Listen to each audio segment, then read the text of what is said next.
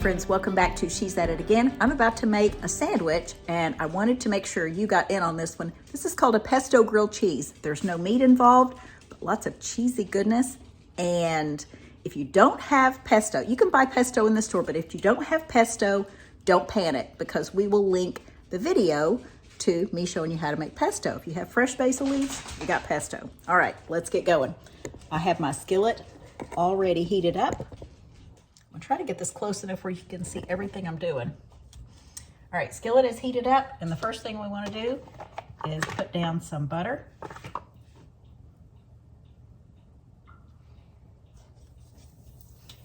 And get our bread toasting on one side. I have homemade sourdough. And if you don't have sourdough, don't panic because we can link the video to that too. But sourdough is easy enough to buy in a store. It's not like it's hard to find anymore. Used to it kind of was hard to find, but now it's not. All right, we're gonna put our bread down there, get that butter to soak it in. And the first thing we wanna do is put down some, I say this is shredded, but I actually use the vegetable peeler to peel this Parmesan Reggiano. Make sure you got really good Parmesan. Please, please, please, for the love of all that's pure and holy, don't use pre-shredded cheese.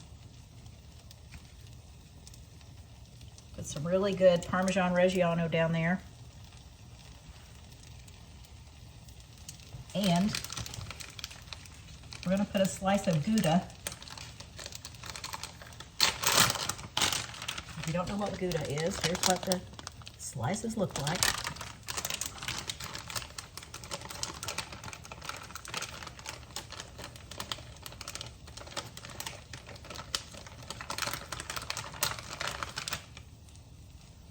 I normally take mine, fold it in half to make a triangle, and then I fit these on there like that. And then like that. So we have most of our surfaces covered. So this is what it looks like.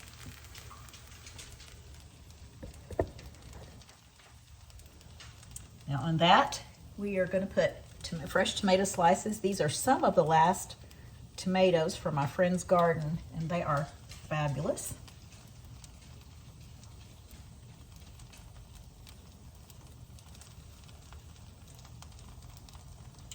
I love garden fresh tomatoes. Store-bought tomatoes just aren't the same. But if that's all you have, by all means, if you get ready for one of these sandwiches, then use that. I'm gonna go ahead and put a little bit of salt and pepper on here because I just like a lot of salt on my tomato slices.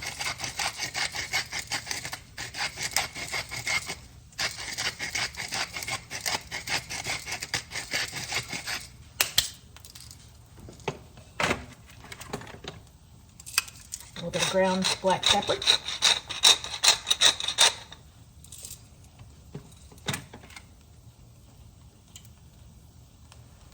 Now with our last slice, before we put it down, we want to put some pesto on there. This is what pesto looks like. It's very bright green. And this is cashew pesto that I have. You can mostly find pesto made with pine nuts, almonds, well, I don't know almonds. I don't know if I've ever seen almonds. Walnuts, English walnuts, and then cashews, of course.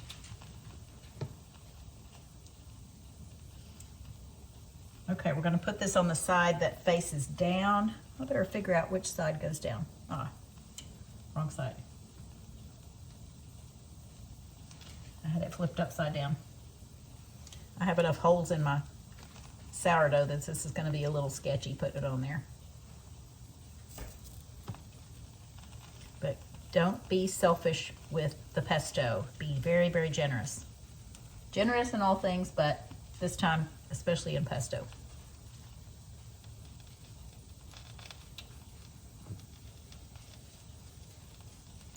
Flip that over like that.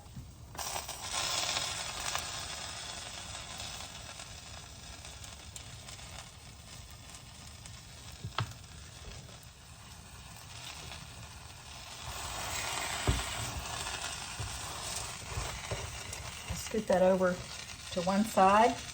We're going to butter our spot here in the skillet where we're going to flip it over.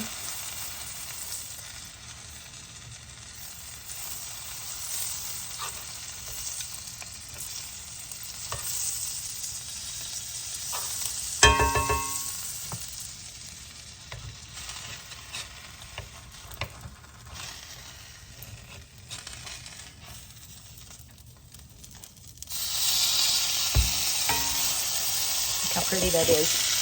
Woohoo!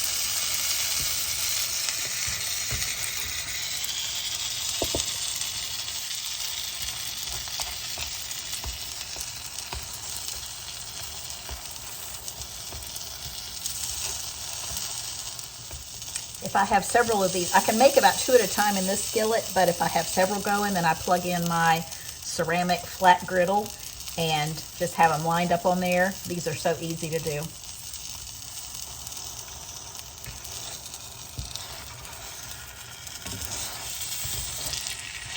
Move it around the skillet to absorb the heat, but also to absorb all that butter.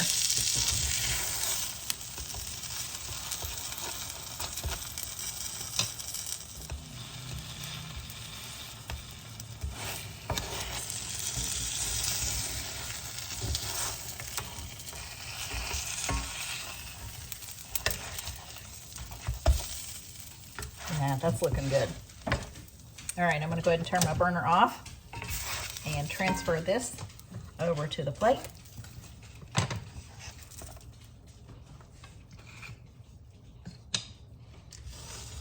Fill it and move it back. And we are ready for dinner. See, that's simple. Hey, thanks for watching, guys. Recipe is in the description as always, and we look forward to sharing something again with you real soon. See how quick that was? Bye.